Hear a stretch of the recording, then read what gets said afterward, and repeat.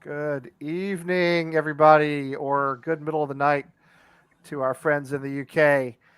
Good afternoon, Scott. Look how bright and sunny it is in Reno. Look at that. It's like the Beautiful. middle of the day. It's, what is it, 5 o'clock in the afternoon, right? It's 5 o'clock somewhere.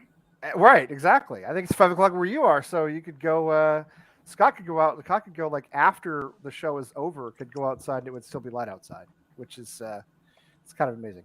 Anyway, welcome to American Hammers TV. Are we still part of the American Hammers Network? I guess. I don't know. I guess. Anyway, it's definitely American Hammers TV. It's Wednesday night, and we're trying to do our regular shows on Wednesday night again. So we appreciate you being here.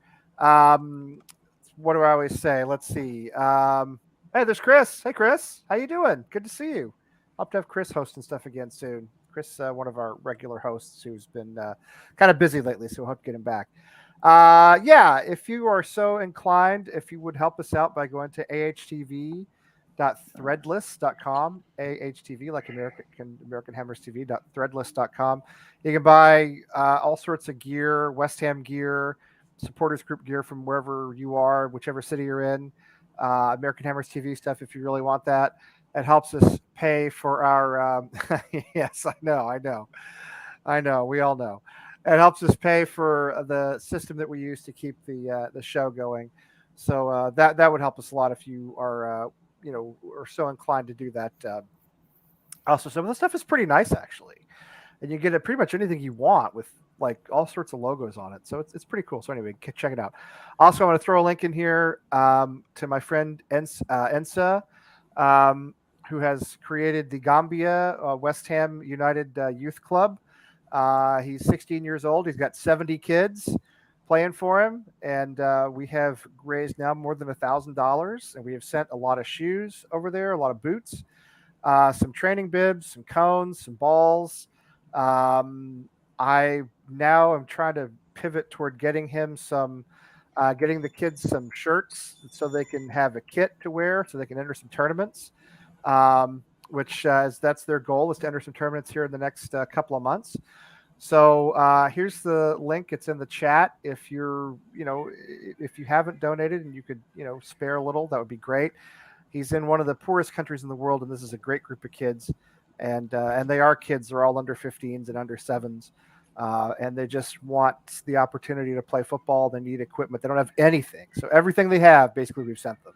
Seriously. So the more we can send them, the better. So I appreciate all who've donated and all who will. And that's my own personal thing. It's not an American Hammers TV thing. That's just me. Anyway, we do appreciate you. So this is our first show since we went out of Europe, and it feels as though that was about 6 weeks ago. It feels like a lifetime ago somehow.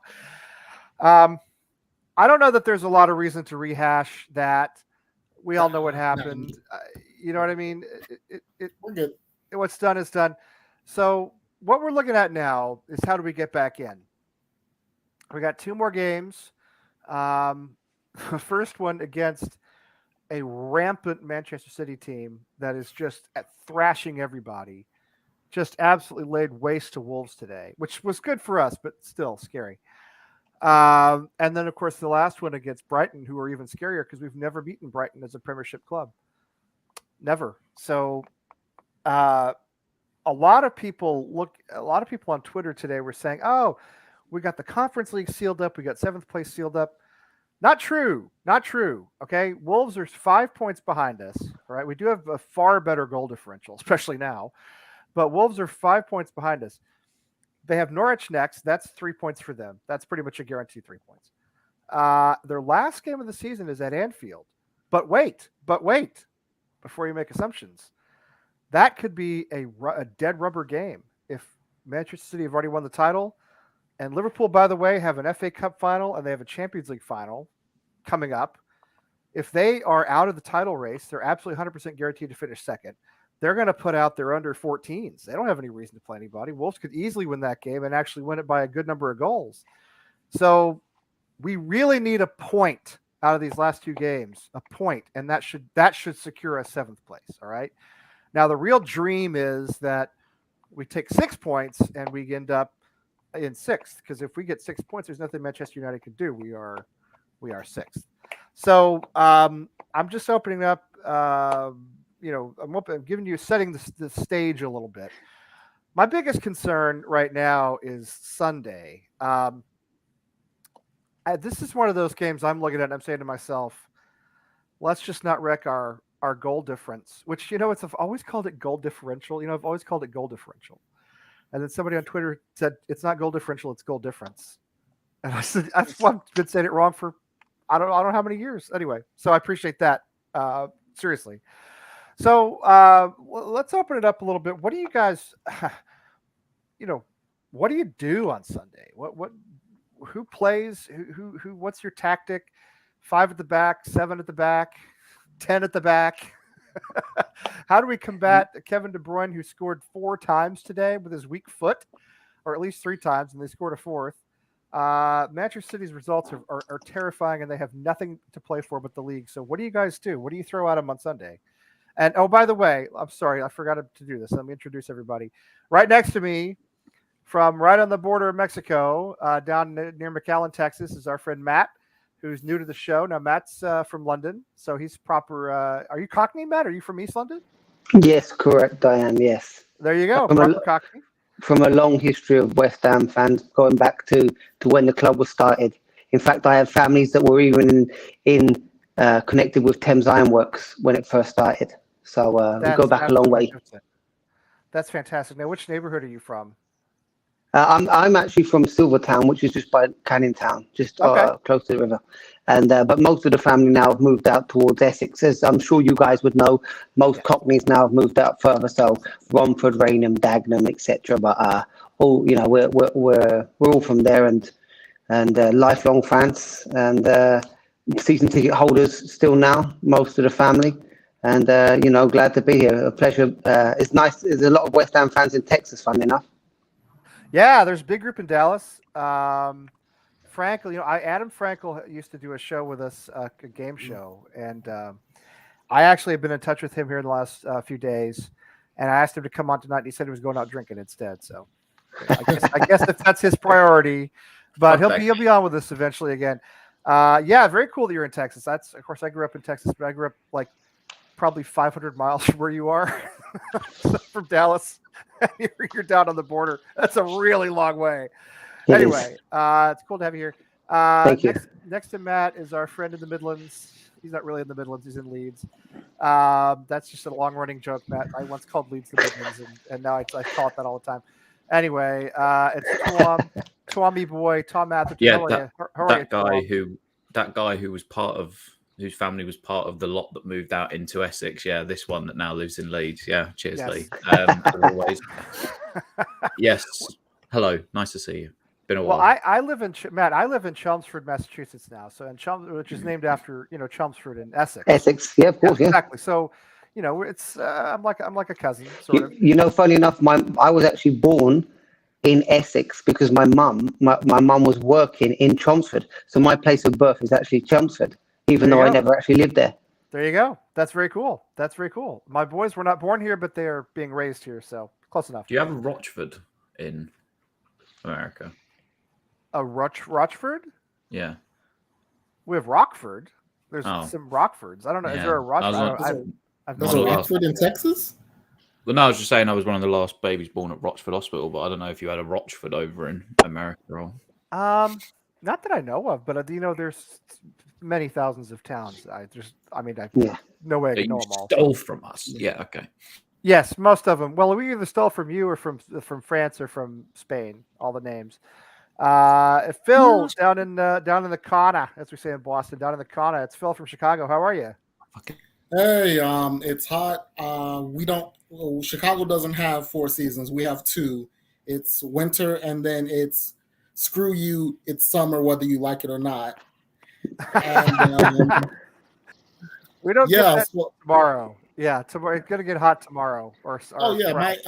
My floor AC unit decided to crap out on me, and the central air in the apartment hasn't been operational for like over a decade.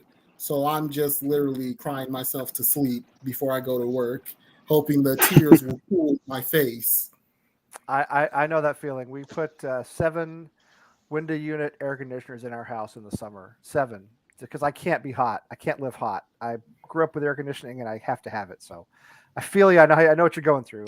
The first couple of weeks are always the hardest, and then it gets better, a little bit better. Anyway, who's that sexy man down there in the bottom of the screen, adjusting his hat from the greatest franchise in the history of Major League Baseball? Coming to us all the way from England, it's Lucas. How are you, Lucas? I'm good. Past my bedtime a little bit. I'm usually out cold by now, but yeah, thought I'd hop on and passed out. contribute. You mean passed out cold? Yeah. Yeah, I mean my body clock has been phenomenal over here.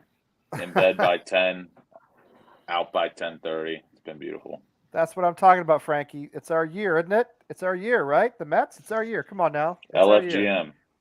That's our year. Finally, I was 12 years old last time the Mets won the World Series. Except the Orioles look kind of fun this year, so we're not full LFGM this year. There's no hope for the O's, of course, but no, but there's no hope for the Mets either. There never is by the end of the season.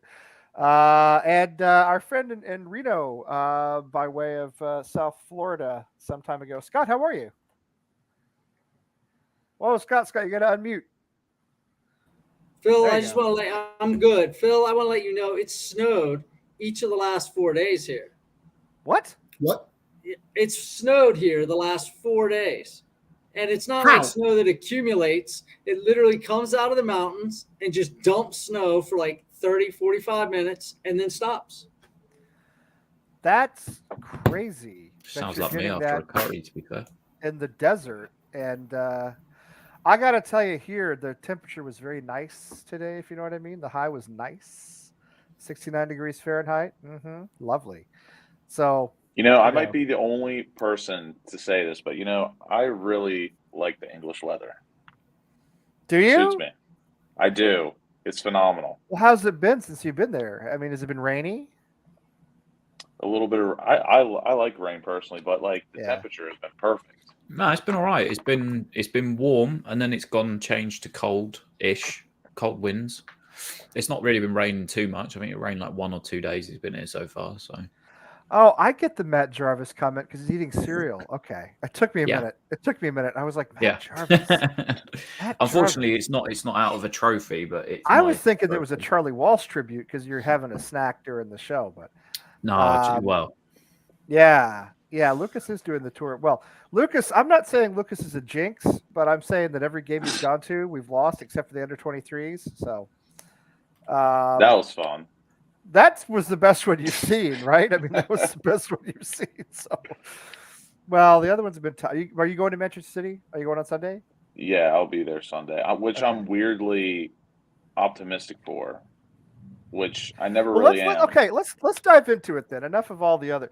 Why are you optimistic for Man City on Sunday?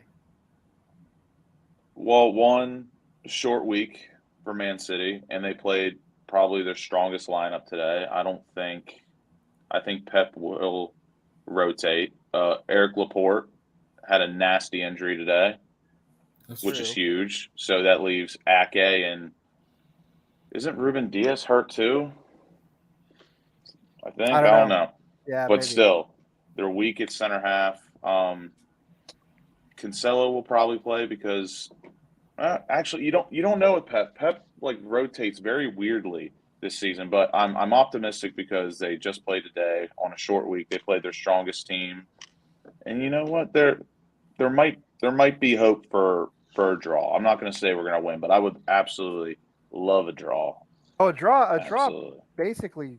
I mean, fundamentally, that'd feel like a win, obviously. Yeah, a draw basically gets us 7th place, right? I mean, fundamentally, and it keeps us. Listen, it keeps us in the race for 6th because Manchester United are in terrible form. They have to go play Palace. Frankie, they do not have the Zaza out here.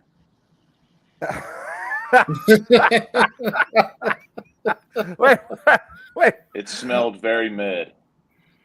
Wow. Okay. I don't even know what you're talking about, but that's. Oh, here we go. I think I know what he's talking about. Just two native New Yorkers talking. You're not from New York. You're from Maryland, aren't you? Yeah, I know, but I They do got that Zaza. I can tell you're from Maryland because you said, I know. I know you got I'm telling you, the college I went to, I'm like part Jewish now, part Jersey, part New York. I'm part Italian. I'm everything. I'm everything now. I'm That's goulash. awesome. That's fantastic. All right, so you're optimistic. So Matt, what do we do on Sunday? What do we do? How do you stop Kevin De Bruyne for one thing? How do you stop him from scoring 4 goals, 3 with his Get big foot? get Mark Noble in. Get Mark Noble in alongside Rice. That's what we do. Now, are you serious, or are you just With, saying that? with, no, without a doubt. I think I've watched. I used to go to the games when I was living in London. Noble deserves that start, without a doubt. It's his last game, as far as we know. Maybe he'll make a decision to come back. He deserves it.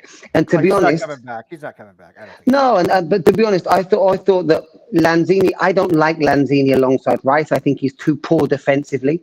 Yeah. Lanzini, because you can't take. I mean, like you said, you don't want to talk about the European game. You can't talk about the Norwich game either, because to be honest, you can't take anything away from the Norwich game. That anyone could score. If Norwich played like they did against us, they wouldn't even get a point the whole season. They were absolutely diabolical. Yeah. If you look at Jack Elderton's review on Twitter, which I recommend because he's very good, he basically said he wasn't going to do much of a review of the match because Norwich were so bad it made him angry, even though he's West Ham.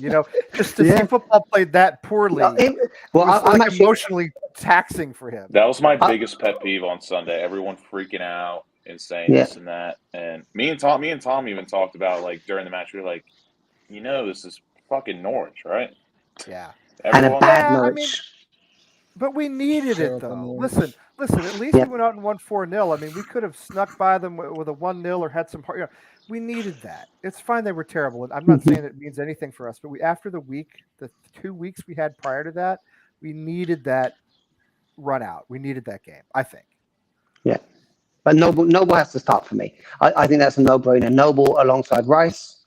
I still favor Ben Rama in the middle rather on either side. I really do. I think we see a completely different Ben Rama when he's allowed a free role behind Antonio. And I think, to be honest, the rest of the team picks itself, to be honest, Fornals and Bowen, etc. But I think the key thing, and to be honest, I think I would give Areola a couple of games. Yeah, I would too. Do you go, so Matt, I mean, what about the back line? Do you get Cresswell some help? Do you or do you bring Fredericks in to help out with, Sufal or whoever's on the right? I mean, do you go 5 at the back, in other words? No, I wouldn't go 5 at the back. I don't think we should go 5 at the back. I think we should play the West Ham way. The only thing is that Pep Guardiola many years ago, 2 or 3 years ago, said that he used to like to target long diagonal balls over the top of Cresswell because of his height and lack of mobility tracking back. This was like 2 or 3 years ago he said this. So and if you watch the game, he likes to ping those balls over. Yeah. Honestly, I mean, would I drop Cresswell for his mistake? No. I think Cresswell's been a great servant to the club. If he looks a little bit out of depth, I might look to bring in Ben Johnson at left back, because I think Sufal will give a tougher game against whoever's on that side. Maybe it will be, I don't know who's going to be on that side, because like Lucas says, with Pep, you never know. He could end up with a completely random decision there. But I think we've got a strong enough defence to hold them off in the midfield, like you say. It's going to be where the game is decided. Yeah, I mean, on the Cresswell thing, not to get too far off on it, I feel as though, and I said, actually, we did a quick show with Tim and Wally on Tuesday morning here, U.S. time. I feel as though we lost the Frankfurt tie in the first minute of the home leg when we conceded. I mean, you concede in the first minute of the home leg, and it's real hard to dig out of that. All right. And even after we equalized, we conceded again. I mean, yeah, Cresswell was at fault for the second match. Okay, he was. But we were in a hole by the time he got sent off. And he got sent off in part because Dawson and Zuma were vacationing up in the north. They were up near the center line. I don't know what they were doing up there. They were hanging out, and all of a sudden they got caught out, and Cress has to be the last man back, and he couldn't handle it. So yeah, I'll refrain from telling you what Lucas was screaming at Aaron Cresswell while he was sat in here. Or is he going to see him next Tuesday? Oh no, it's worse than that. But I'll save that. How do you get worse than that? Are there worse than that? You don't want to know. I mean, yeah, okay. I do blame him. Trust you on that one. I do blame him for the second tie. I do. Okay, but we were already in a hole. Let's not forget about that. Is all I'm saying. There seemed to be this weird wave of assumption that we would go in and win in Frankfurt. I mean, first of all, they're undefeated in the competition, Frankfurt. Secondly, you lose at home. You're just in a huge hole, and it wasn't his fault that we lost at home. So anyway, I do blame him for the second time, and I like Aaron Cresswell. He's come back as a good player. No, he had a terrible season. No, I'm just remembering all the things I said that day. Not good. But I don't want to dwell on it because again, what's done is done, and Europe is over. So Tom, I'm curious. I like to pronounce your name with a Boston accent. Atherton, Twommy Atherton. Atherton, by the way, sounds like a town in Massachusetts, even though I don't think it is. Would you play Mark Noble on Sunday? Your favorite player of all time? No, I wouldn't. Skip the sentimentality. But I don't think is that even a word? Matt was not being sentimental. Matt was being tactical. He was talking tactics there. No, you put your best 11 out there. I think Noble understands that. Bring him off the bench if you need to, but you can't. We've still got so much to fight for. I think we'd be doing ourselves a disservice if we just looked at it like Mark Noble's last ever home game. I think you have to go out there and put your best 11 out to potentially win the game. And I just don't see Mark Noble exactly being a tactical advantage. Neither do I see Souček really at the moment because he's been that god-awful this year. But I think Noble will just be running around for 90 minutes in midfield. And I'd much rather him... I think he would want us to be at our strongest. And like I said, not just as a sentimental thing, just to have him start. I mean, listen, he could start and put in a worldie performance and I'll sit here and I'll eat crow, as you guys like to say. But yeah, I just, for me, I would put your strongest 11 out. And I think for me, that means maybe not having Noble in there, but so it's not because I don't dislike the guy. I know you all think I absolutely hate him because I do. No, I don't. Well, because Wally's making a case for Fredericks already. You see, Wally's getting the Fredericks. See, he's just building up to it. He's building up to it. Phil, what about you? Mark Noble on Sunday? I can look. I wouldn't be upset if he started. It's tough for me because I can see it both ways. Yeah, I understand that, you want to have your best 11, but if we're looking at that City game and we look at the type of team City is, would you rather have him in there just sitting in front of that back four and you allow Souček and Rice to put out all the fires in front of him and then you just try to hit on the counter? Because that's realistically our only real chance in this game. We're not going to take the ball from City. We're not holding possession. We're not 50-50. We're not even probably going to be 60-40. It's going to be 70-30, and we're going to have to be able to take our chances on the break. And so that's how we play. That's our style anyway, right? I mean, that's right. But specifically with him being the veteran he is and understanding the moment, I think he's kind of perfect for that. Look, City are going to be very confident going into this one, regardless of who Pep decides to rotate in. I mean, it really doesn't matter unless he puts, Zach Steffen in goal. Right. Hope so. I mean, it's it's hard to be optimistic. So you're saying, I mean, basically you're saying you play how we've played all season. That's pretty much all we can do. Stick to what's got you to this point. Yeah. And just trust and hope that you're going to pull out a result. As for, what's going on with Wolves, Liverpool have Southampton right after that FA Cup. Southampton are playing for nothing. Right. They got nothing. So the idea I think they'll beat Southampton. The yeah, I problem think, is, and they'll go into the last game of the season with a shot. will they? I mean, I guess technically that's true, right? Because I'm looking at the table. Manchester City are three. They're 3 points ahead of Liverpool. If everybody stays pat, I guess they go into the last game of the season 3 points ahead, right? Yeah. But there's a 7-goal difference between the two. That's I mean, the it's big thing. Southampton though. Well, maybe think- they'll hit Southampton for 6. I mean, who knows?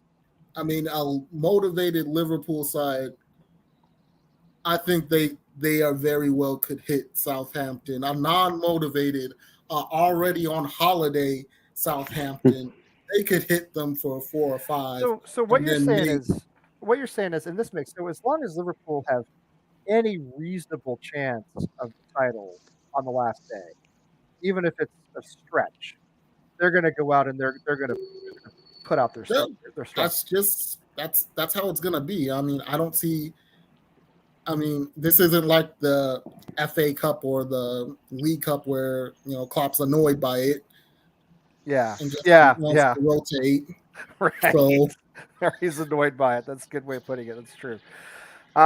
So Tom has had to go take care of something, and I don't know if he's going to be back or not. He might not be, and if he's not, I'm sorry he has to go. But they've some personal stuff they need to take care of at the house. So anyway, I thank Tom for being on, even for a short time, and hope everybody's okay. Yeah. So I mean, I suppose it is true. I mean, Liverpool, if they have, we just don't want them to be completely out of contention by the last day. That's the idea, right? And if they go in with the idea that they can put 12 past Wolves and still win the title potentially, I guess that's what we want them to do. I don't know. What do you what do you do on Sunday, Lucas? Are you a Mark Noble on Sunday guy? I don't know. I've got mixed feelings on it. Because I'm not Souček's biggest fan right now, personally, and I think Mark Noble does bring something to the lineup that Souček does not. And when you're playing a team like City, do I want that quality in the midfield? Probably. But I feel like I'd rather see him come off the bench in at the 65th, 70th minute, maybe if it's 0-0, 1-1, and just shore things up. Yeah. But I think if we want to avoid the Souček problem, I think we just play another midfielder, and I think everything will be fine. But it really all depends on who do you play? You put Lanzini back in there again? I'd play Fornals in the midfield. I don't like Lanzini and Fornals playing together. Fornals alongside Declan, you mean? No, a 3-man midfield. Oh, okay. Of Fornals, Souček, Rice. Because I can't stand Lanzini and Fornals playing together. It's counterintuitive. They're literally the same player. Yep. Except one of them's playing out of position in Fornals, naturally. Yep. But I don't know. I think my heart wants him to start. But I think it'd be better if he came on in the 60th to 70th minute to maybe shore things up if it's 0-0, 1-1. Yeah. That's what I'd do. You're in some trouble, by the way, on Sunday, Lucas. Oh my you are gosh, in for some real trouble. Budgie is not going to mess around.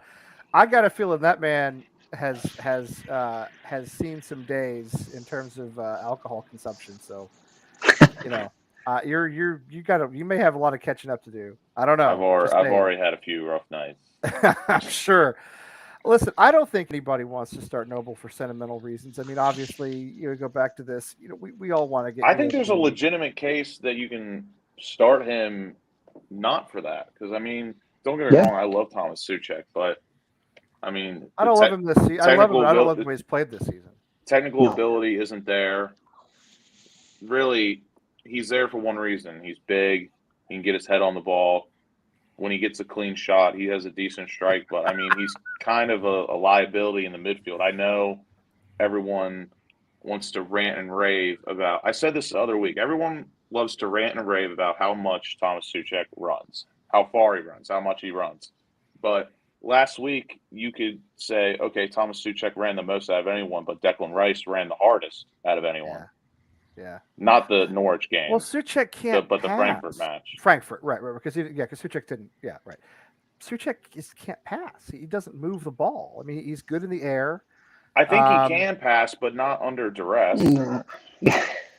Well, he can't, not more than 5 yards at a time, and he doesn't.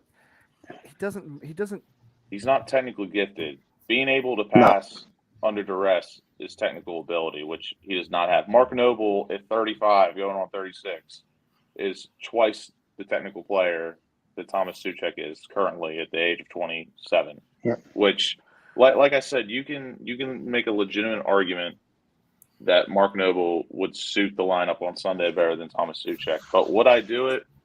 It all depends on Moyes, because he's going to have to guess what Pep is going to roll out on Sunday, formation-wise. Like I said, I have pretty strong belief that they will not play a full-strength squad on Sunday. Do you really think they won't? I mean, why wouldn't they? I really do. But why wouldn't they? They have nothing else. They have nothing else going on. No one does it anymore. But We would I do. be surprised? We do every week. Would I be with the squad that Pep has? I just cannot see him rolling out the same exact team on Sunday. There's no shot. I mean, it's true. He didn't boot it across the kitchen. He gave it a little nudge. Gave it a little nudge with his foot. But like I said, would I be surprised? No. I think we'll see.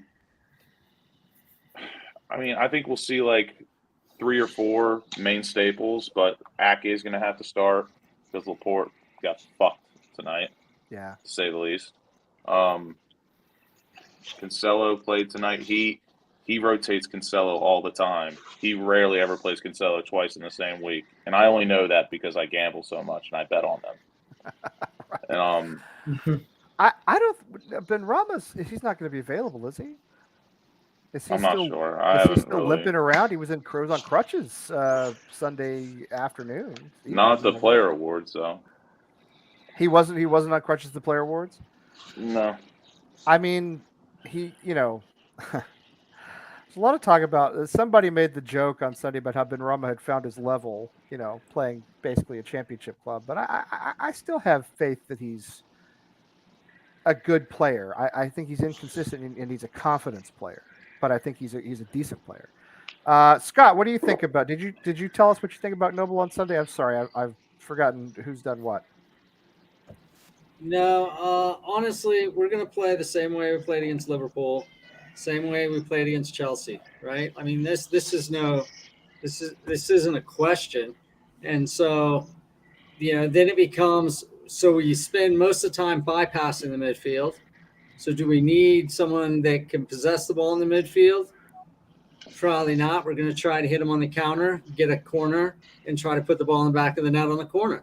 It's not about who starts in that position. I think Noble defensively is better in that role sitting in than Suchek would be, but Suchek is the guy we're going to need on those corners.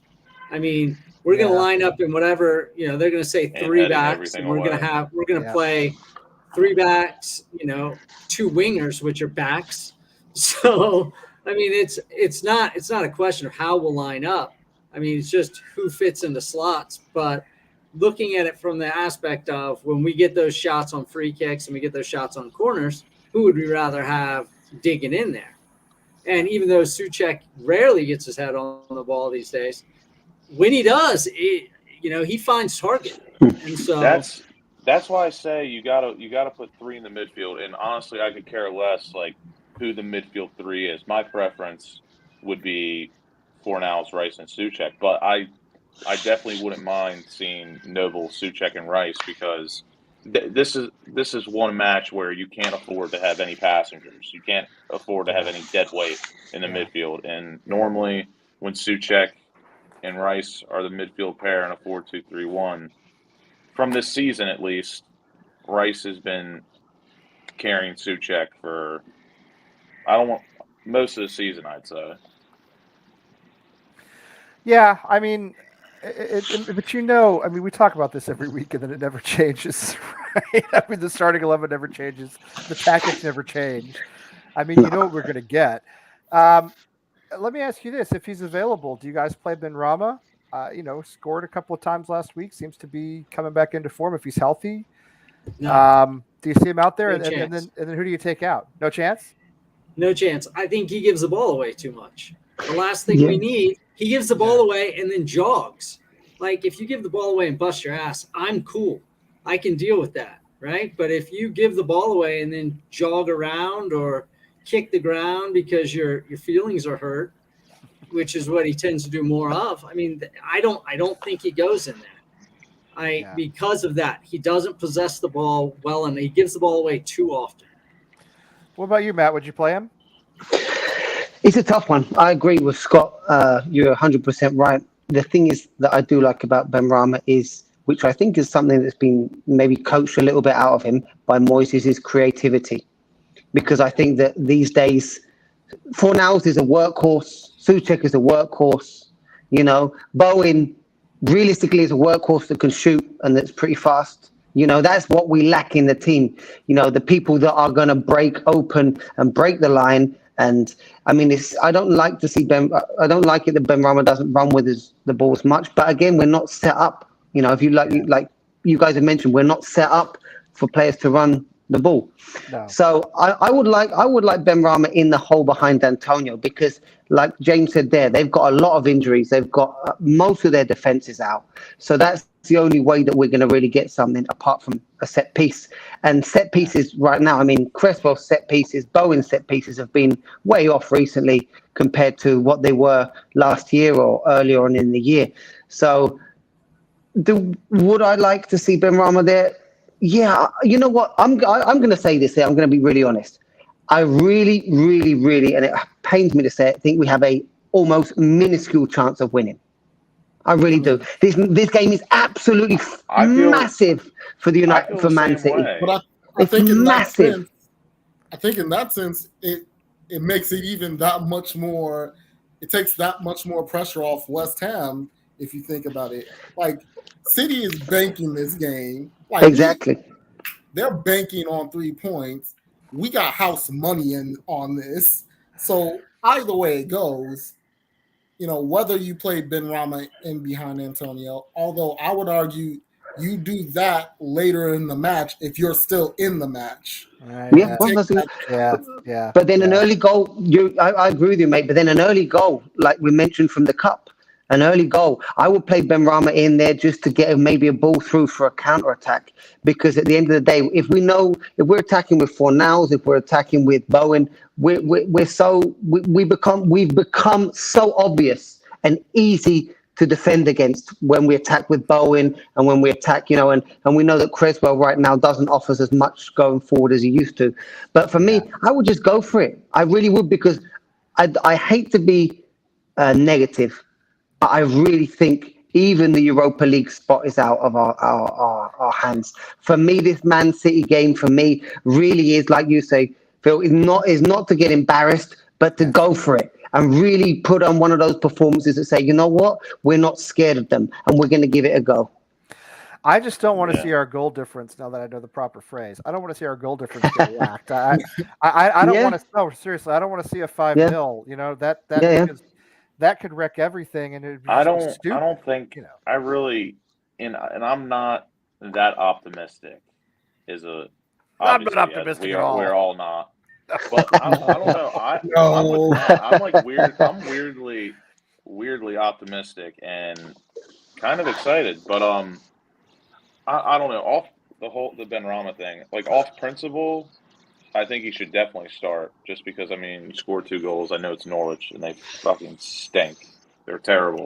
But you scored 2 goals off principle. You probably should play the next game. But, I mean, it just really depends on how Moyes lines it up. Because if I had to put my money on it, we probably will see Lanzini and Fornals again. because he You think does so? that. I think He does it every chance he gets. Oh, you mean Lenzy? Oh, I'm sorry. Yeah. That's not what I would. That's not what I would do. No, I because know. that I know. That's you're probably right, Lucas. I think that probably is what he'll do. We'll probably see the same. We'll Which probably see the therefore starting would 11 we mean always see. Fornals would have to go on the wing, Right. and I don't know. I'm in the boat where I don't want to see us park the bus. I want us to just play. Just play our game. Just play our game. Well, but our game is counter-attacking. I mean, it is not necessarily parking the bus. I wouldn't say we necessarily park the bus though. We defend. Yeah. We soak it up. Yeah. We defend well, and we counter. Parking the bus. That's having six. That's the Atletico Madrid for the 5-5 or no, the 5-4-1 or whatever that was. Yeah. No, it was a 6-4, I think it was, against whoever they were playing when they were playing Liverpool. I mean, we should remember. I think we should remember. We've played Manchester City twice this season. At the whatever the ground is called now. What's it called? Etihad. Etihad. Thank you. Yes, got it mixed up with the Emirates. Anyway, it's not Main Road anymore. At the Etihad, we lost 2-1. Lanzini scored that great goal right at the end. Yes, James. They were basically Antonio's goal was fucking disgraceful and shit. That shouldn't even have been celebrated. Though. It counted. All I care is it shouldn't even have been celebrated. He honestly, that goal, he should have picked the ball back up and ran it to midfield. Oh, I let him. You know what? Let him blow off a little steam. Honestly, yeah, I know it wasn't great. He counted. He didn't totally bottle it. Let's put it that way. It was just one of those matches where it's like, yes, we played well, but it was fucking. But they were so bad. You know what though? Again, we needed it. I don't care how bad they were. I'm glad they were bad. I'm glad we won 4-0. I'm glad it was easy. You know what I mean? It's a confidence booster. Yeah, it's a confidence booster. Exactly. It's why. Listen, I mean, you guys, you Americans who watch college football, you know how it works. You know, first couple of games of the season, the big teams go out and play what are called body bag games against teams that are small and not very good. Paycheck games. It's the paycheck games. It's a paycheck for the little guys. But for the big guys, it's a way of, it's another couple of weeks of practice, basically. It's a way of. Or if you're Alabama, it's the game before the Iron Bowl. Yeah, they do it in November. I know that's the SEC doing it in November is a cop out in my opinion, but to do it in September, I don't love it, but I understand why they do it. It basically gives them a run out against live competition, but they're pretty much guaranteed to win unless it's Michigan against Appalachian State. But I mean, it's the same idea with Norwich. I mean, they're terrible, but it's, they're kind of marginally Premier League for now. I mean, they're going down, but I thought a 4-0 to give us confidence was good. But yeah, they were awful, beyond awful. Well, let me throw one more player out there for you then. And I know he played this weekend, but he's going to have to come back home now. Do you trust Cresswell at left back? I know, Matt, you mentioned this earlier. Do you shift Johnson to the left and place Sufal on the right? Or do you trust Cresswell at the left? And then what do you do at right back? Do you do Sufal or Johnson? I'll start with you, Matt, since you're right here. Other way. This way. That way. Wherever you are. That way. Yeah, I think Sufal is on good enough form right now that he can maintain his place. I think that Johnson is good for the future, but I still think Sufal has that little bit more experience, big game experience, international experience that makes him more valuable in a game like this game. Even though let me throw this out. Okay, let me throw this out. One thing. Do you trust him as a defender the way you trust Ben Johnson against a team like Manchester City who are going to come bring it in waves? I honestly would prefer Sufal. I think his aggression would be a little bit more intimidating to the Man City side. I think Johnson is great. I don't want to see Ryan Fredericks anywhere near the starting lineup. In no way. I don't even want to see him on the bench. Wally. Wally's wounded somewhere in Pennsylvania. Wally's him and Masuaku. I would prefer to see Elise. I prefer to see Baptiste. Masuaku, as far as I'm concerned, can go play for Chelmsford City. I'm not a fan of Masuaku. I'm sorry. I don't think he could make the squad at Chelmsford. Just Well, throwing anything it to out make the there. squad- He Yeah. couldn't make the squad at Chelmsford High School, much less Chelmsford City. So yeah. I would I don't want to see any of those guys, Mazawaka or Fredericks, anywhere near the squad. No risk, please, because we know Moyes goes on with his basic standard generic substitutions, and it's, I don't know, mate. I just think that for me, I think Cresswell, really, I would keep him in the team. I really would.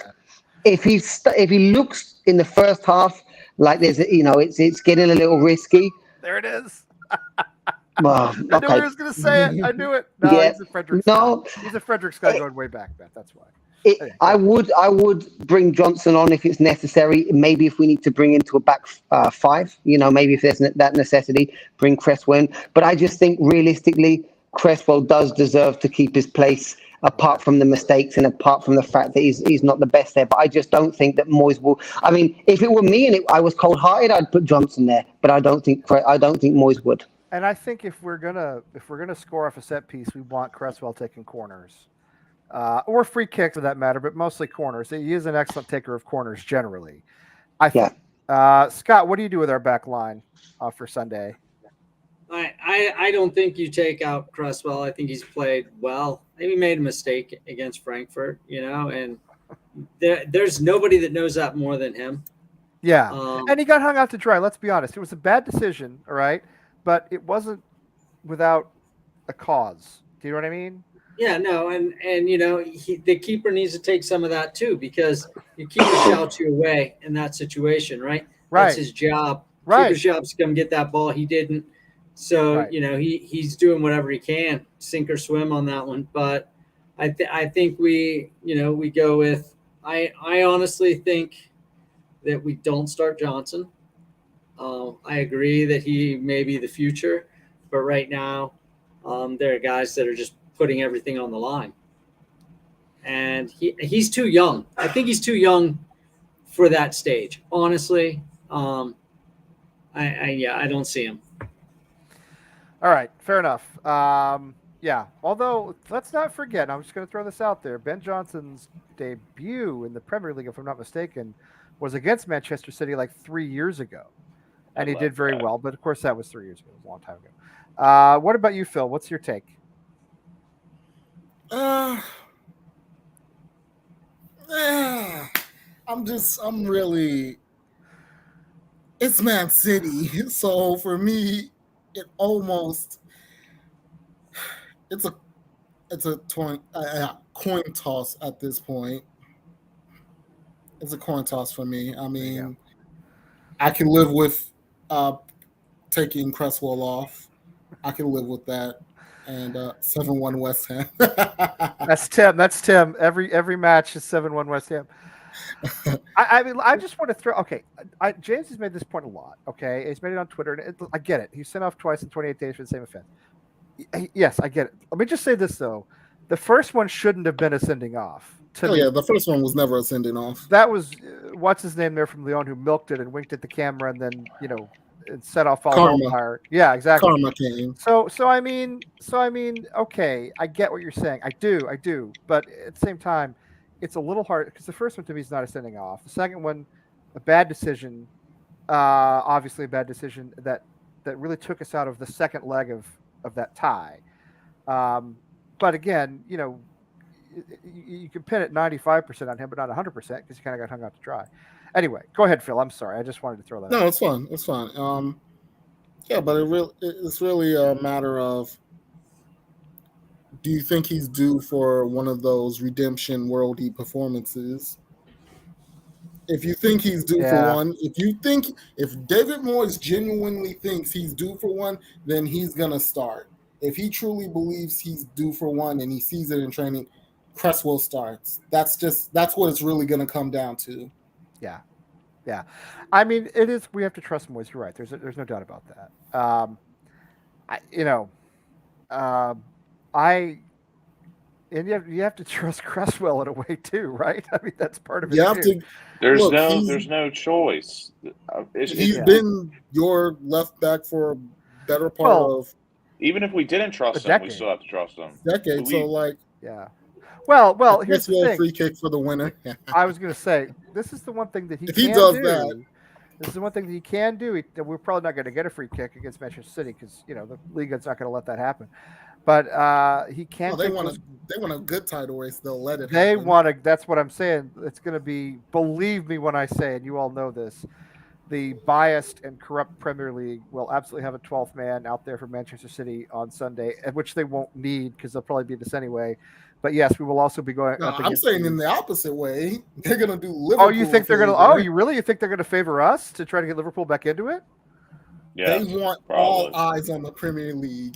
They remember what happened when it was City United. They want the chaos. They will let us move this. In that case, I will absolutely benefit from their corruption. I'll take it. Look, it's a sign of us becoming the elite. I would. Well, we're knocking on the door, which everybody hates. By the way, everybody hates us being contenders. Oh, Have you ever noticed that? I'll tell you what. Lucas. Let me go you for what do you do with our back line, Lucas? Then we can move on to the next thing. I was going to say this. I'll keep it as straightforward as it goes. First off, I'm a professional grudge holder. No one holds a better grudge than I. It's just a fact. No one on this. Wait. Are you my ex-wife? Was I married to you for 11 years? I hold grudges worse than that. Sounded real super familiar to me. Anyway, go ahead. Sorry, if she's watching, she's not watching. It's probably my worst trait about me. It's so toxic. Like literally, I don't get over things. It's like I do, but I don't. I mask it very well. Right. But I'm a professional grudge holder. I'll never forgive Aaron Creswell for what he did the other night, ever. The only way he could ever redeem himself for me is if he scored like a game-winning free kick against City or Brighton to send us back into Europe. But that's so you don't want to see Creswell. You don't want to see Creswell. No. Oh, you're building up. Okay, sorry. Yeah, I'm building. I'm sorry. Let me land. I didn't mean to take your punch. At the end of the day, we literally have no one else to start at left back. I mean, yes, if you wanted to start. No, you're not. You cannot do that. I know everyone's going to say debut Man City, started left back, did well. I get that. He's not a left back. He can play left back, but he's not a left back. No, not naturally. You have to start Cresswell no matter what. So I mean, there's really no choice. And the way I would set up the back line personally versus what Moyes would do, I think this would be a perfect game. Because as much as I love Soufal, and I do think he's a better right back than Ben Johnson, I really would start Ben Johnson for maybe like the first 55, 60 minutes. And then if it's still 0-0, 1-1, and then bring Soufal on 60th, 55th minute, and then go for it. But I think Moyes will start Soufal because he's been in pretty decent form. He's had a run of games. I think he'll go with Soufal and obviously Cresswell. Because like I said, there's literally no one else. As much as I do not like him right now, he will start, and hopefully he does well. Well, James asked all of us, is he the first choice no. left back? No. Not for me. No. He shouldn't be. I think we did. We have been saying on this channel, now anybody who's been, Lucas, you've been with us a lot, going back at least a year, and anybody who's watched this we've been doing this for 3.5 years now, almost. We've been saying for 3.5 years we need to buy a left back. Yeah. With all due respect to Cresswell, and because he had a horrible season a couple of years ago. And then last season, Moyes kind of helped him redeem himself when he put Masuaku back with him, and they kind of shared the duties at left back. And Cresswell improved a lot, and he's he was reasonably good for a little while. But it is true, obviously. He's been a security blanket. Like normally, he never really lost you a match, but he never really, unless it was on like a set piece, never really took the match over, But as of this year and last season, he really has not been that good. And he's been poor lately. He has. We know that. Okay, he has been poor. There's no doubt about that. Everybody knows it. Good servant to the club and all that. But he has been poor lately. There's nobody questions that. So I mean that's that but and I don't what is he? He's not young. He's 30, 31, something like that. I think. 31. No, he might be 32. I'll check that right now. I'll I fact check it. we've been saying for as long as we've had this channel that we need a left back, and it's not out of disrespect to Cresswell. It's just He's fact. 32. He's 32. We just need a new left back. We do, and he can he can play in the cup competitions. There she is. Say hi to Lee. You're gonna wave. Hi, Embry. You're gonna wave How to you the boys. doing? Oh, blowing kisses. Hi, Embry. You're such a sweetie. Can you get Don't be mistaken. I would hold a grudge against a baby as well. Don't get it. I'm telling you, I do this. Good I night. do this. Well, this does worry me a little bit. To be honest with you, it. I mean, it surely can't happen again, can it? I mean, come on. If Cresswell gets sent off again and we get But he's a great servant. That's all. But he needs replacing. He does. Yeah. Oh yes. Yeah. I mean, it's okay to say that. It's okay. Like you always, and I don't recall who said it, but the quote was, "You always plan 2 to 4 transfer windows ahead." And getting his, unless you're David Sullivan, which in case you don't plan at all. Yeah, there's that, but that's how you should. And his replacement should have been brought in 2 to 4 transfer windows ago. Absolutely, yes, I agree wholeheartedly, 100%, Phil. And that's one of the problems. That's one thing I hope this mystical director of football, who I guess still works for us, this Newman guy, Rob Newman. Yeah, Ron Newman, who's been on gardening leave, whatever that means. If we could get Newman and Moyes, if Moyes will make some decisions, we need that kind of planning, that kind of sort of forethought, if that makes sense. We are we on the Rico Henry train? Is that? I mean, I wouldn't mind it. There's most of these players I would say no to.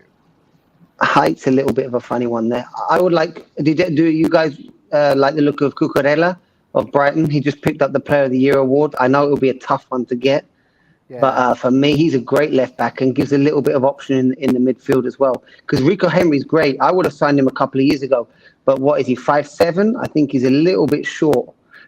Which set pieces, these days is a little bit of a worry. I agree with that. I think that makes sense.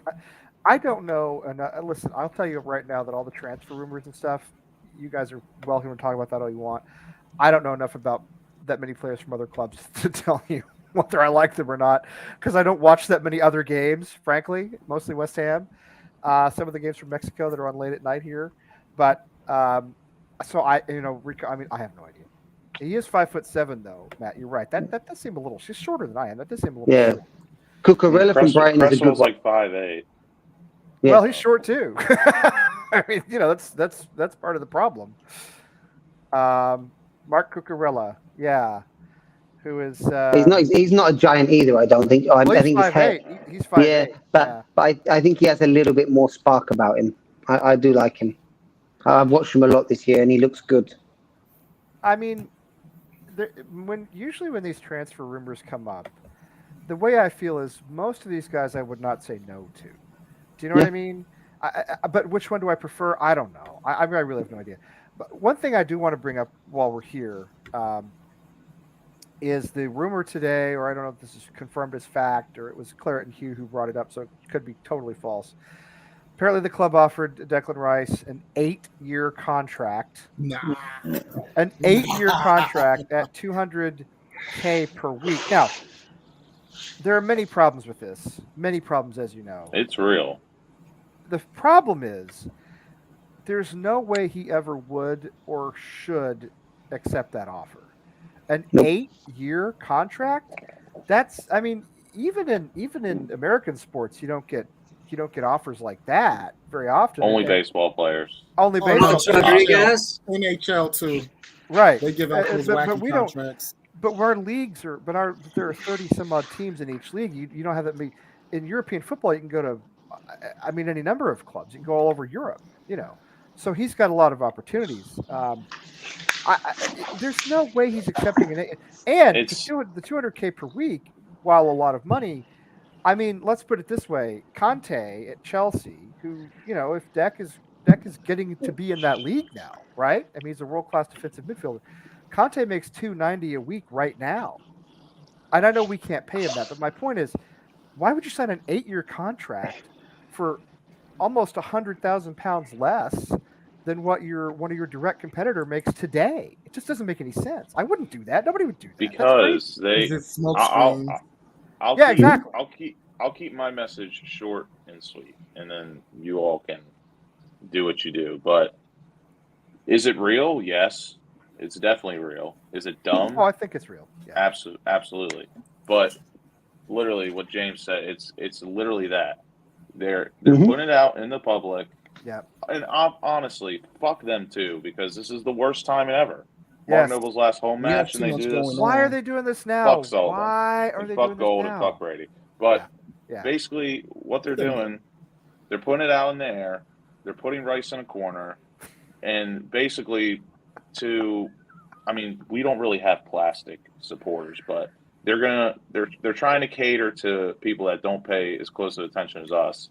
They're gonna try and make Rice the bad guy for not accepting Yes, they 200 will. pounds a week. Yes, they will. And then after Rice has already said multiple times he doesn't care about the money. If he did care about the money, he would have accepted the last contract offer. And they're basically putting him in a corner. They're going to try and make him the bad guy when we know he's not.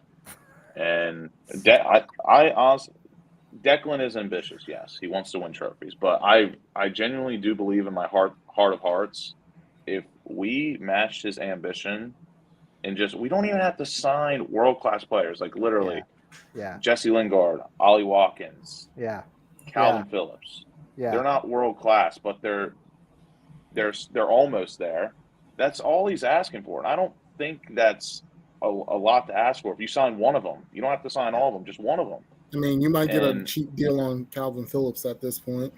Because it looks like they're going down. Yeah. As much as Declan says he wants to win trophies and stuff, I genuinely believe he loves West Ham so much. If we just put in the effort, he would stay with us easily for another 4 seasons, 5. Well, I think he's safe for us for maybe 2. We just have to put in the effort. Yeah, he's still young enough. But we're not going to. So he's still young enough. We'll sell him to the highest bidder. And someone from the Big Six is going to be willing to pay the English tax, and they will overpay for him. And we will take that money and we will piss it away. Sadly because enough, that is the West Ham way. Because they won't even buy players with it, Phil. They'll just keep it. They'll just keep it. That's what they do. Ground developments.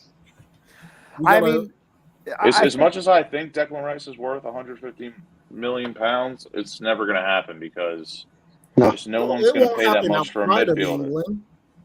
It won't happen outside of England because no club outside of England, they would laugh in our faces.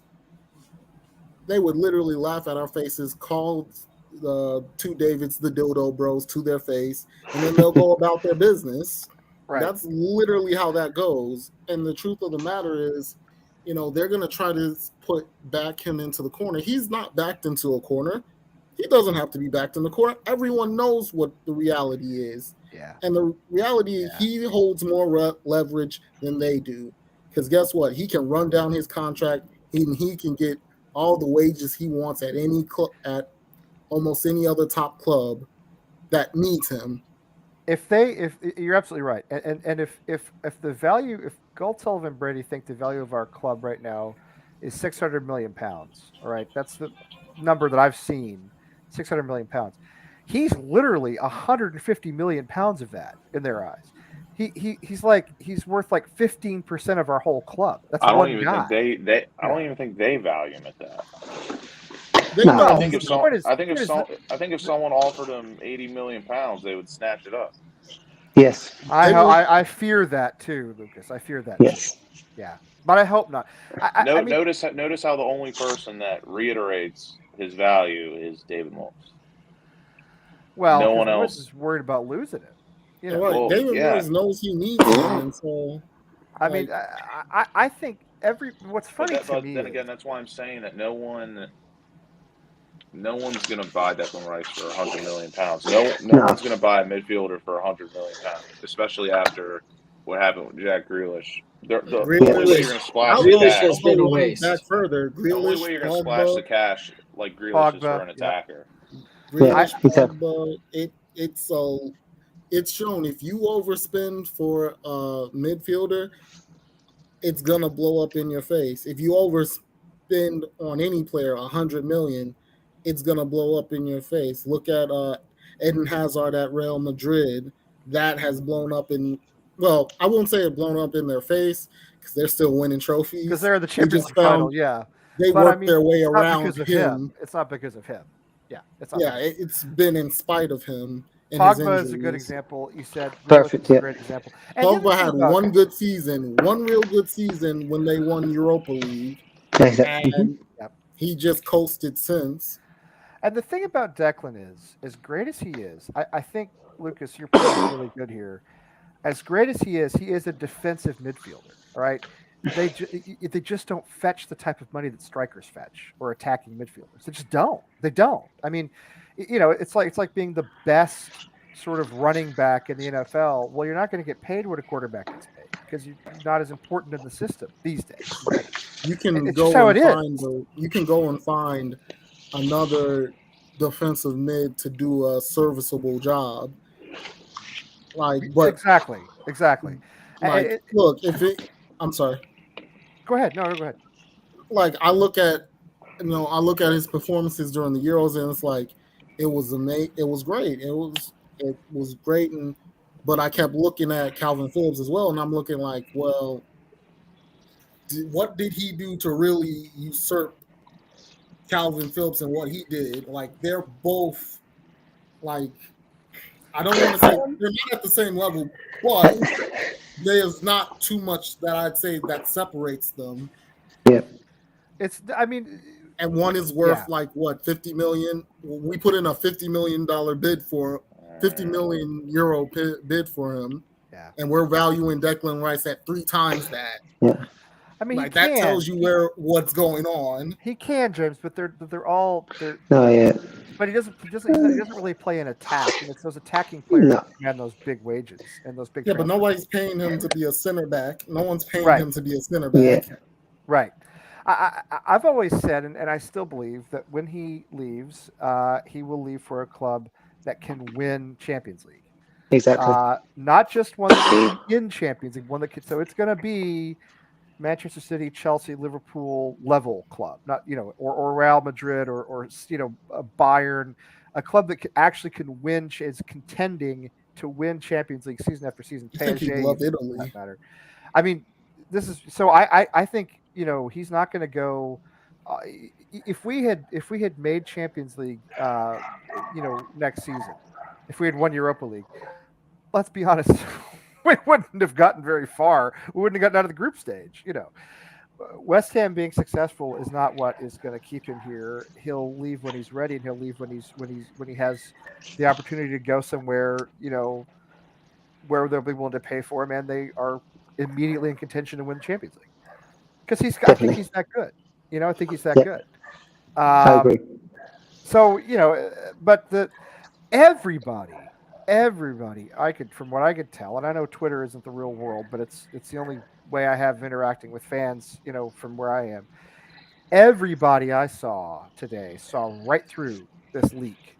Yeah. David Sullivan went to his mouthpiece, Claret and Hugh, his Pravda, his Russia Today, and he said, you're forgetting his number one, Jim White. TalkSport. Oh, Yeah. Jim White. Oh, yeah. Well, I don't. So I've muted TalkSport. I've muted TalkSport on Twitter, so I never see that stuff because I couldn't take it anymore.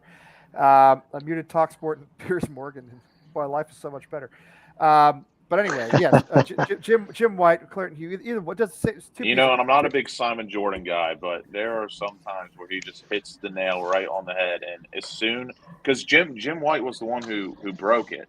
Exactly. Yeah. So Sullivan probably literally texted him, said, "Hey, oh, you're right. It was Jim White. I was thinking, here's 5,000 quid. I need you to throw this out into the world."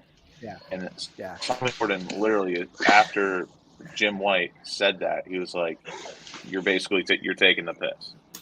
Ah, this is pretty funny. Yeah, we did have a mod on. Scott's friend of mod. That's pretty cool. He's a good guy. He was really great for us actually. It's cool that he was on TV. He's doing a lot of different sports now. Anyway, sorry, that was a little aside. Yeah, you're right. I was thinking of Claret, but Claret and Hugh, but it was Jim White. You're absolutely right. Same idea though. Same idea. Sullivan goes to his Russia Today mouthpiece, and as you said, Lucas, he slipped him a little something. Says they throw this out there, and which Moyes has to hate, by the way. Moyes has to hate it. But he's being undermined. He's literally been undermined at every step. Every step. And what other manager would work for these people? But anyway, everybody saw right through this. I mean, everybody sees. Who takes that seriously? An 8-year contract for a guy who's 21, 22 years old at a salary that would keep them well below his nearest competitors for 8 years. Nobody's going to do that. They one up when they keep one upping themselves when you think that like they just can't get any stupider. Yeah. And I know I just used the word stupider after calling them stupid, but that's how it is. It is what it is, That's not really the point. Yeah. If a bid came for $130 million this summer for Rice, would I accept it? No. No. I don't think I would. Because I don't. Know why, James? Because they won't spend it to strengthen the team. Who do you bring in? I do not want that man sold until GSB are gone. And I'm hoping GSB is gone soon, but I know it won't be. And it's what? I would honestly rather lose Declan Rice on a free. When basically this is my ultimatum. I don't want to lose him on a free. I don't want to lose him on a free though, Lucas. That's devastating. I'd rather lose him on a free with GSB out than sell him with GSB here. That's just me. Well, I listen. I can't. I don't think we can lose him on a free. You're talking about gutting the value of the club at that. And plus, we still have to get paid compensation regardless. But the problem is, I'm with you on GSP, and the reason I say no to James's question is if I thought we had owners or a director of football or a manager who would or could go out and replace him, it's mainly the owners. Let's face it. But put it this way: you said it would gut the club. Say we sell him for. I'm talking about financially, it would gut the club. Well, no, but still, think about it. Say we do sell him for 130 million pounds. Say. In my honest hearts of hearts, I do think GSB would probably take like 60 to 70% of that. I do too. And so what is really? Let's be honest. In the Premier League nowadays, we're not tin pot. We're not bottom of the league. We perform like it, but we're not financially. Like me personally, I would not lose sleep over losing 40-50 million pounds. Oh, I would. If that means I can keep Declan Rice for 3 more seasons. I understand the argument, Lucas. I do. I get what you're saying. I do. Can I ask you guys a question? Did you guys support West Ham back in 2007, 2008, 2009? Okay. That's around the time I started supporting. Perfect. Well, and did you guys support? Did you support West Ham in the Terry Brown era as well? Not that far back, no. Yeah, well, in that case, I mean, I'm GSB out, but the grass always looks green on the other side. And I think that that's your vindictive side coming out there, like you're mentioning to us your side, Lucas, there that you were mentioning earlier. Because realistically, I do not like GSB. There is so much that I dislike about them. But at the end of the day, believe me, in that time around 2008, 2009, it was shit hitting the fan that we were going into like a Rangers situation, right. And whether or not we like them or not, we do owe them the fact that they bailed us out, because they literally bailed us out. We were run into the ground. Terry Brown was an absolute shit piece as well. The only guy was Martin Cairns back in the 80s. So we've got a long history of shit chairmen, and a lot of guys are like, oh, it's GSB. Yeah, GSB is shit. But they've got us in part to where we are right now with some sort of investment. And so as much as I dislike them, there's no way in hell that I would be vindictive and say, if Rice is going, we've got to cash in. He's an asset. Talking financially, he's a major asset. We've got to cash in on him. We've got to cash in them sooner rather than later. I don't think he'll last more than a year, maybe 2, 3 at a push. But if you're looking at 100 million, whatever goes to the club or not. I mean, I didn't mention anything about they ruined. Of course they did, James. I hate them, but there's been worse, mate. And look at all the clubs. Look at how Everton have been run into the shitter. Everton, going back to Blackburn, going back to many solid Premier League games. Yeah. That's it. Okay, James, but that's fine, mate. But we're financially stable while other clubs are being run into the ground, into the Championship, into the League One. You could make an argument, Matt. This is what's we've talked about this here before. If you read Chuck Corr's book on the history of West Ham, which he wrote in the 80s, owners of West Ham have always been bad. Always been bad. There's never ever been a good owner ever.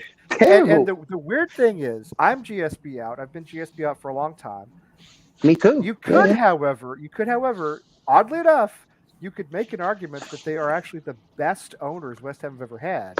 In my lifetime, they are. And all that goes to show you is how bad the rest of them have been. Do you know what I mean? Because they're still terrible owners. But you're right. I remember, Matt, when we were about to go into administration, when the Icelandics went bankrupt, and there was a real threat that the club would be in administration, would be relegated. I mean, there was talk about, are we even going to be able to? Would we even be able to stay in the championship? Would we get bounced down to League One? What would happen? It was dire, and they stepped in. Now I don't like. I basically hate everything they've done since then. But I mean, they did potentially save us from a worse fate.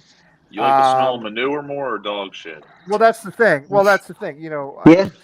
Do you want to get hit? Do you want to get hit by a train going 50 miles an hour or 500 miles an hour? It's going to kill you no matter what. Yeah. It's just how quickly do you want to be killed? I mean, the point is they're very, very bad, and yet they're the least bad in the history of the club potentially, because Lynn Cairns was kind of a terrible owner, and Terry Brown was terrible, and the Icelandics were the only ones we had who were good, but they went bankrupt. Their whole economy collapsed, and then they were disappeared. Can I just tell you one thing there as well? One of my dad's friends works in. My dad was a banker in London, and one of my dad's friends worked in Strathmore, the bank, the Icelandic bank. Yes, Icelandic bank. Yeah. And he found out from inside, because he's a West Ham fan as well. He said that you would not believe how badly the club was run financially under the Icelandic. They were treating it like, just throwing money around. And he said the finances inside were absolutely shambolic. It's as if no one had even seen a balance sheet. He said it was absolutely diabolical. And I hate GSB. I really do. But for good, whether it's, because there's two things: coincidental, causation and correlation, isn't it? Is it causational that we're in the best times under GB, or is it correlational? Who knows? But at the end of the day, I do think we've got to give them some credit for giving us the base, but the rest of it has to go to, like right now, our glory times of Moyes and the playing staff. But imagine if we had Moshiri of Everton, throwing a ton load of money.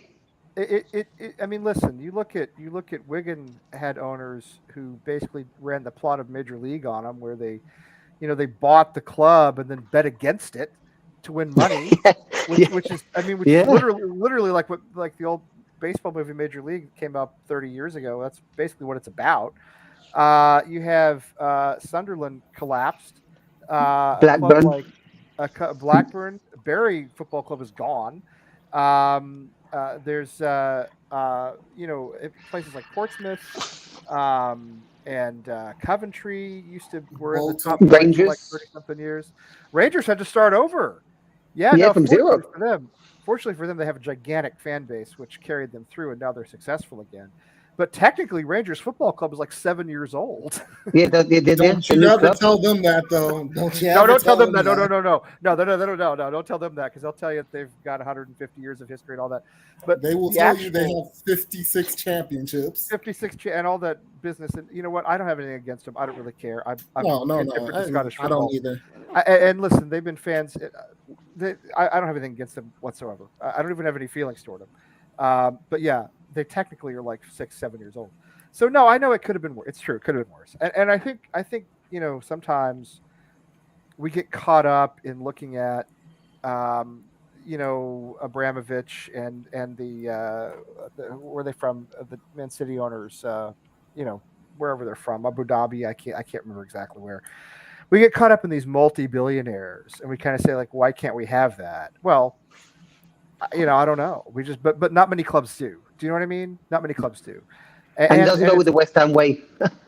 and it's blood money too. Let's not forget about that. Yeah. I wouldn't want to be involved with Abramovich right now. I wouldn't want to even be involved with the Saudi government, for heaven's sake. As a Newcastle fan, I'd be No. horrified if I the mean- Saudi government bought my club. I'd be horrified, quite frankly. So, anyway, not to be on too much of a soapbox about that again, because I've talked about that too many times already on this show. But it is kind of funny that David Gold said when we moved out of the Berlin, he said, we could be playing Champions League within 5 years, and everybody laughed, and yet we were 2 games away. So it wasn't totally insane. I know you don't, but as well as I do, with all due respect, that your club, you are who you are because of him. I mean, come on, you can't. We're not going to argue that, surely. Yes, I know. That may, well, let's not talk about whether it's better to have an American or not. That's not really the point. My Oh, overall point. My overall point is basically, I really don't think it's that hard. I know we were just talking about selling Declan Rice, but I really don't think it's that hard to match the ambition he's asking for. Like, because I really don't think he's asking for the world. Yeah. Yeah. Like literally. You're right, Lucas. And how far away were we? Let's be honest. Listen, we have a chance. Now it's unlikely. We have a chance to finish top 6 again, and we went to a European semifinal. I mean, we were 2 games away from a Champions League berth. All right, that is fact. We were not close to the top 4 this season, but we're on the brink of being top 6 again 2 years in a row, which I don't think has ever happened in West Ham's history. So, I mean, hopefully, if things go as planned, this will be the first season in our history we've placed for Europe back-to-back seasons. But well, that's what I'm saying, and not only that, but you're right. You mentioned this earlier. And thank you, I appreciate that. You mentioned this earlier, Lucas. You're not saying go out and buy Mbappe and Conte and Haaland. We're asking for the world's best players. We're saying, you know what? If we got Lingard and Ollie Watkins at a left back, and I'll say this, we're going to compete. Yeah, and this is the big thing, which makes me so nervous for the summer window, because this is the first window, maybe ever, where there are so many good quality players that are going to be on freeze, where realistically every window for West Ham the past 4 seasons has been important. If there's we ever haven't going to be done that well in a lot of them, quite frankly. Yeah. If there's ever going to be a one that like we should really do the business and really put our eggs in a giant basket, it should be this one, because, like I said, I don't think it's hard to match Declan Rice's ambition. Like, literally, there was reports come out that Jesse Lingard wants 150 bags a week, which, yes, that's a lot, but you're getting them on a free. Right. Andrea Bellotti, not everyone's cup of tea. I like him a lot. He's on a free. There's so many quality players on frees. If you literally signing on fees, mate. The signing on fees are massive for the free players. So don't forget. Yeah. Well, the agents' fees are massive. But here's the thing, Matt. I mean, you're talking about guys like Lingard. You're talking about guys like Watkins. I mean, that's just what players cost now, isn't it? I mean, who do we think you cannot build a team out of Craig Dawson's and Vladimir Soufals. not to compete in Europe. See? You can build a team out of, and I love both of those guys, but my point is those were diamonds in the rough, all right? You can't go out and get 2 million and 5 million pound players and pay them 30,000 pounds a week and hope to compete for Europe. That might keep you in 18th place or 17th place in the Premier League, but it's not going to get you any higher than that. And Zuma was a bargain. Zuma was a bargain. The contracts these guys offer are absolutely mind-numbing, though. Like, if you tell a top-level player, we're going to give you 80, and then for every appearance, we'll give you 10 more.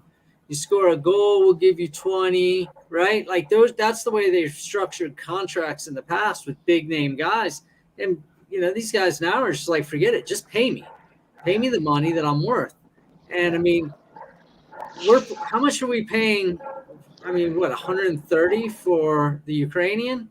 For Yarmolenko, something like 120, 130. Yeah. I mean, yeah, something like that. Yeah. With that off the books, you just pick up Lingard. I mean, let's just be completely real. You swap that out. Yeah. Well, do you guys? Exactly. You know what? I know I say this every week, but I can't run too late tonight because I got to get up early in the morning. And by the way, Phil has just sent a message. You got to go, Phil. That's what you time for. I got work, so I'm gonna head out. No worries, my friend. Thank you for coming on with us. Everyone, take care of yourselves. too, Drink water. Stay safe. And, see you, Phil. 2-0 West Ham.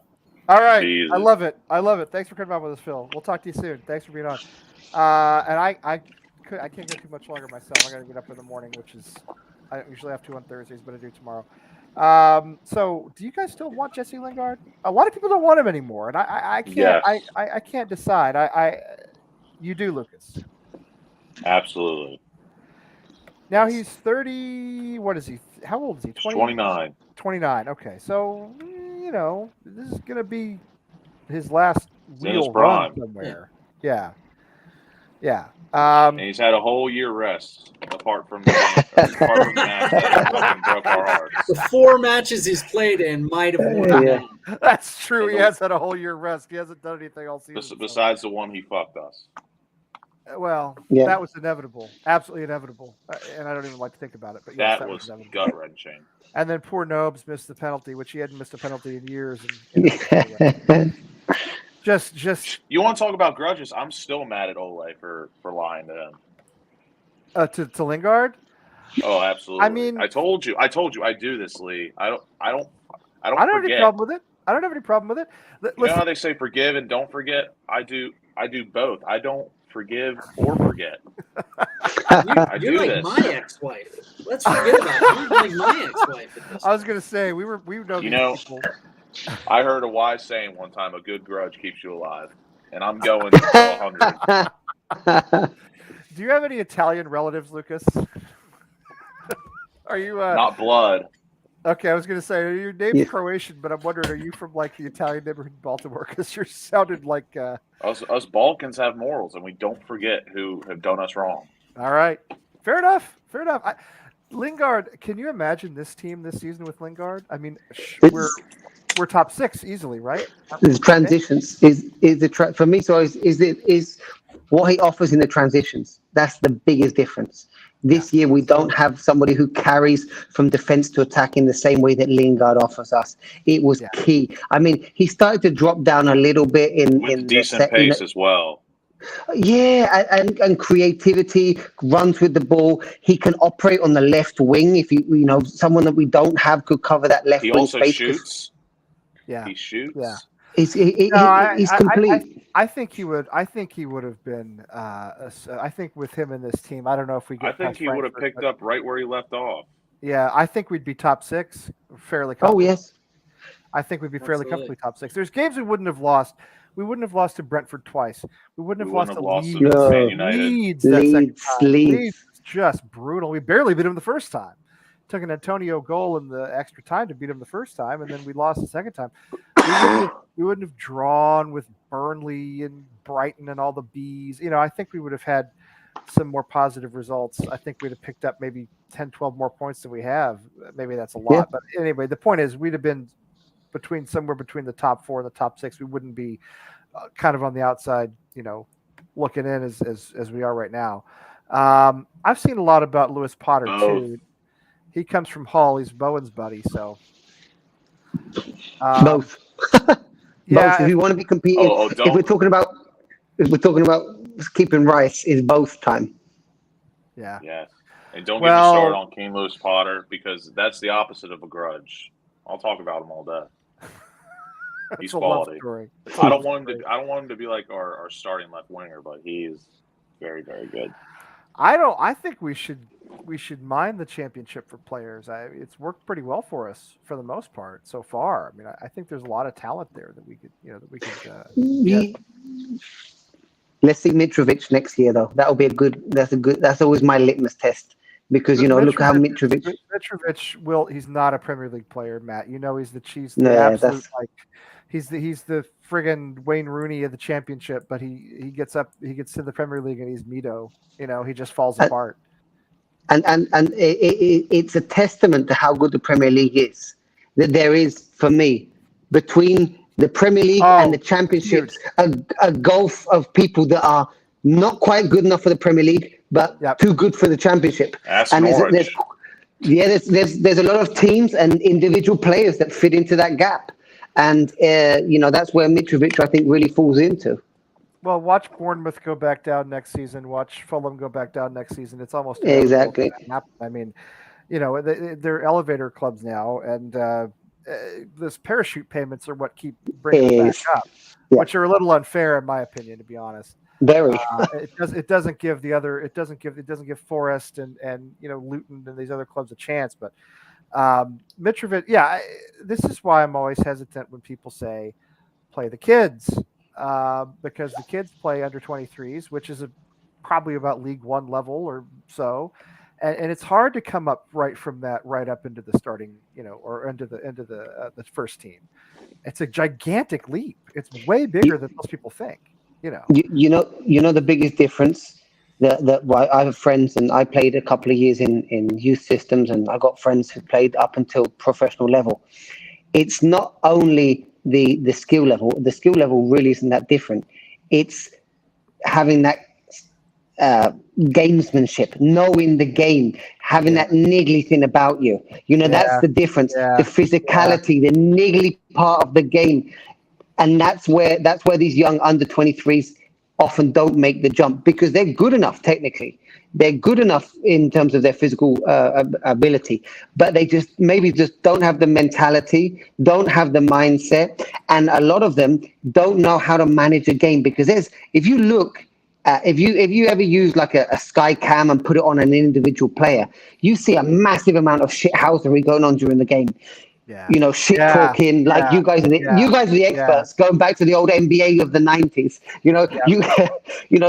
Shit housing, shit talking, everything like that, and that's what these guys miss out on. So like you say, we've got a lot of young talent, but they just don't make that jump up.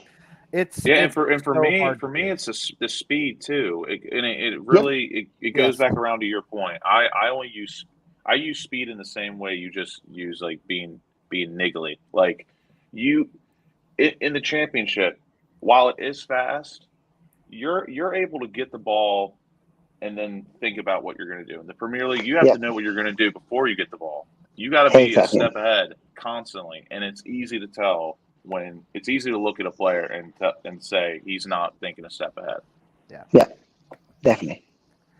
Yeah, it's I know it's the West Ham way to play the kids and bring kids through the academy and all that. It's harder than it seems. All right. I have an early morning tomorrow. It's something like 4:00 in the morning in England, Lucas. Pancho Villa is going to raid Matt's house here in a few minutes. That's my wife. She does a pretty good impression. Scott, of course, is still. It's like middle of the afternoon there. All right. So give me your predictions for Sunday. What do you think is going to happen, Matt? And guys, I'm sorry I've kind of lost the chat room a little bit, guys. I apologize, but if you guys have predictions, throw them in there as well. So what do you think, Matt, for Sunday? Honestly, I'm going to go with a sad 3-1 loss. Yeah, it makes sense. Lucas, what about you? I'm gonna. Man, you know what? I'm gonna go only because I'm going.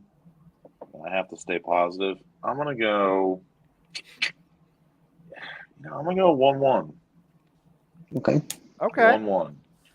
All right. I like the optimism. What about you, Scott? I think we lose 2-1.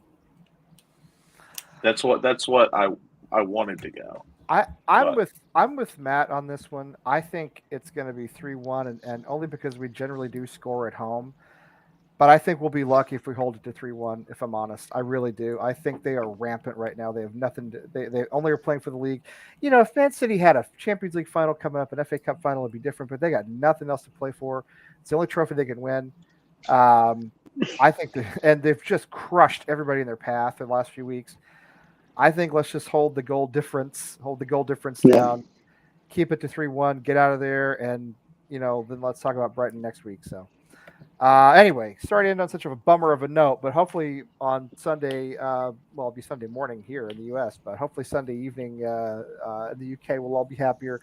Anyway, to Tom Matherton, who was with us briefly, I hope everybody's okay there. It was good to see you. And of course, Phil, who was with us from Chicago.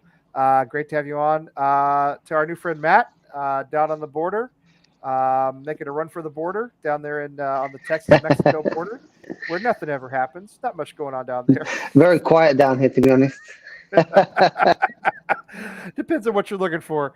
Of course, Lucas, who's currently in England. We're really glad Lucas spent the whole show with us, wearing that fantastic hat. And Scott, our buddy in Reno. Guys, thank you for being on. We will try. Lucas, are you wearing pajamas? I'm just curious. No. Are those like fleece pajamas or like a nice satin? It's like a fuzzy fleece. Oh. And I'm wearing some joggers. It's not. It's a nice color, isn't it? Do you have a shirt on? Do you have a shirt on under that, or is that just you? It's just me. Okay. It looks like sure. It looks looks like like- my undershirt. Yeah, I couldn't tell because this looks sort of pink, and I was like, "Are you pink?" I guess you're a little bit pink. That's all right. There's nothing wrong. I did get a little bit of sun a couple weeks ago. There's been a good few belter of days in England since I've been here. Yeah. That jacket makes me think of middle to older age people who live in gated communities in Florida who jog around at like half a mile an hour with their friends. The blue plate special. Who have held grudges for 50 plus years. Yeah, exactly. That can be you. That can be you, Lucas. You're in training already. I think the earliest grudge I've held, it had to have been like 6 or 7, easy. Wow. Maybe Yeah. 4. Yeah. And still have it? Do you still have it? Tommy Maddox, Lee. Do you still hate Buckner? Tommy Maddox was from Dallas, Lucas. Tommy Maddox went to LD Bell High School in Fort Worth, or near Fort Worth. That's And then he went to unfortunate and then he because went I to still, to this day, he was my first bad memory as a Steeler fan. As a Steeler, well, of course, he was a terrible. Like I said, I never forget. I was maybe 7. I saw him throw a pick 6 in overtime to Rasheed Mathis in Jacksonville. Lost the game. Never forget. Yeah, Tommy Maddox went to LD Bell, which is near Fort Worth. He went to UCLA, of course, and his best year was probably in the XFL, the old XFL. As an NFL quarterback, he was pretty bad. So yeah, I know how you feel. I have sports memories that haunt me. I'm 48 years old. I got memories that have haunted me for 40 plus years now, and they probably always will. So some of them involve West Ham. They just don't go that far back. Anyway, sports, personal relationships, friends. I might live till I'm 200. I can get over personal relationships and friends, but sports, that lasts forever. That never goes away. I still hate Gerard. Marriages and friendships come and go in life. You float through them, but sports, you never forget. Yeah. Mine is Gerard because I was I went to the Cardiff 3 years in a row for the 2 playoff finals and then the FA Cup final to follow it. Yes. And Gerard, I still hate to this day. Of course. I cried. No, absolutely. I mean, it was devastating. And, I can't wait to be drunk and crying on Sunday. Totally forgot. With Budgie. Budgie's going to be with you, right? Yeah? We'll see. Okay. Well, anything can happen on Sunday. You keep having a good time over there. I got to get up early, so we're quitting early tonight. Anyway, until next week, come on, you irons. Come on, you irons.